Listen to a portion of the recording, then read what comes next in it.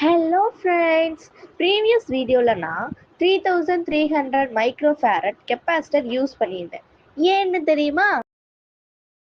வாங்க அந்த சீக்ரெட்டை கிராக் பண்ணலாம்.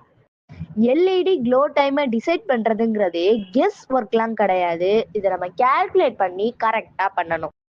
இதை ஃபார்முலா யூஸ் பண்ணி பண்ணணும். ஃபார்முலா ரொம்ப சிம்பிள் தான். Times equal to R into C. இங்கே ஆர்னு மென்ஷன் பண்ணுறது ரெசிஸ்டாரோட வேல்யூ, சின்னு மென்ஷன் பண்ணுறது capacitor value.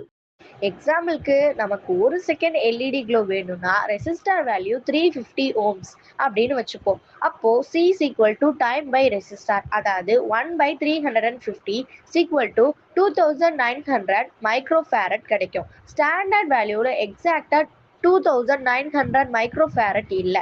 So nearest value choose பண்ணுவோம். 3300 மைக்ரோஃபாரட் இருக்குது. ஸோ நம்ம அதை யூஸ் பண்ணிக்கலாம்.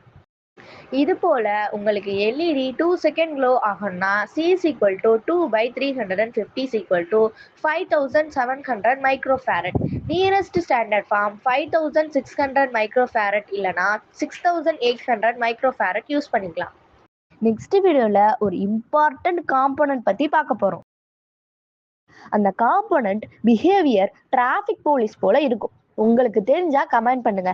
நம்ம வீடியோ பிடிச்சிருந்தா லைக், சப்ஸ்கிரைப் பண்ணுங்க. பாய்.